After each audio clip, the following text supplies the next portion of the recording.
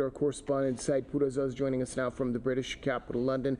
Said, as we mentioned, industrial action over this pay dispute continues. The recent industrial action is scheduled to be the biggest strike in Britain in more than a decade. To talk to us more about the repercussions and whether this strike will get the attention of the government.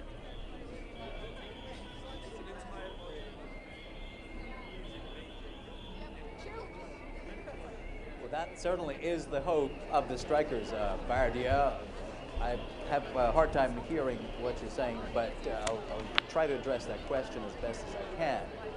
Today is the biggest day of industrial action yet over the past year, bringing out some 500,000 people. The lion's share of that number, up to 300,000 teachers. You can see them all around here. We're near the headquarters of the British Broadcasting Corporation. Thousands of teachers have assembled here today, walking out of their rooms to be here, their classes rather, to be here, and they'll be walking to Downing Street, just outside the Prime Minister's office, to send a clear message. The message is this, that they want a pay rise after 10 years of not receiving decent pay rises, for the government to listen to them and to give them what they want. So far, the Education Secretary, as early as this morning, has refused to say that that would happen. I heard her say that inflationary pay rises would not help anyone. But the teachers would tell you that it's not just about their pay rises, it's about underfunded schools, it's about workload and other issues that have pushed a lot of teachers out of the profession over the past 10 years.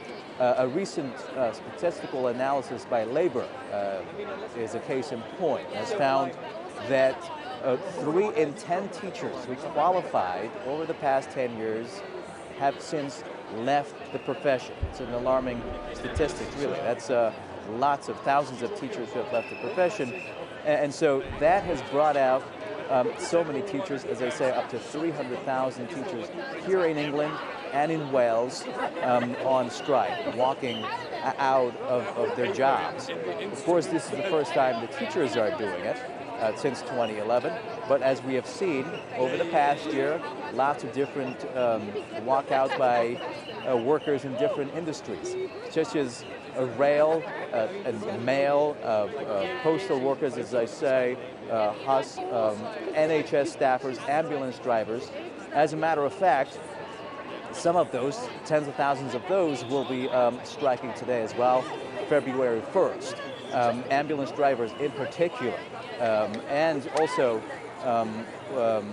train drivers, who will be, tens of thousands of whom will be striking today, bringing the entire network to a veritable standstill. It doesn't look like the government is going to give in to these demands yet, but they're saying, the teachers here, that they will continue as long as it takes with their strikes. As a matter of fact, they have planned other strikes for the coming weeks, as long as March in the next 2 months, to continue with their strike action until and unless their demands are met. And as I said, they are not the only sector that are doing it.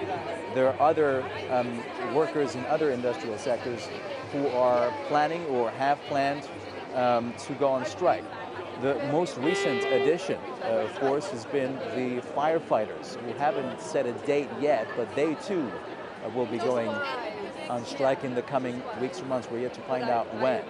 But again, going back to the teachers, thousands of them have assembled here today. They're all around here, as far as the eye can see, in both directions, just about to get ready to march onto number 10 Downing Street, and to send a clear message to the government about what their demands are. They're saying inflation is in the double digits and that they will have to receive inflation matching pay rises. And if you take into account the inflation rate, at least since the pandemic, they're saying they have received a pay cut in real terms rather than the pay rise that the pay review body has suggested to the government, which is hovering around 5%, which is nowhere near the above 10% inflation that has rocked the British economy, that has pushed so many people, so many different jobs and industrial sectors into dire straits, into very hard times.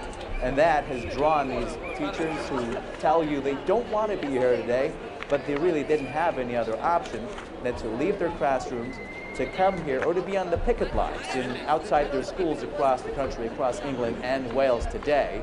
And they will do so in the coming weeks and months, hoping that their demands will be met. So, biggest day of action, Bardia, by the teachers and a number of other industrial sectors today and in the coming weeks and months, meaning that the winter of discontent is only growing, Bardia.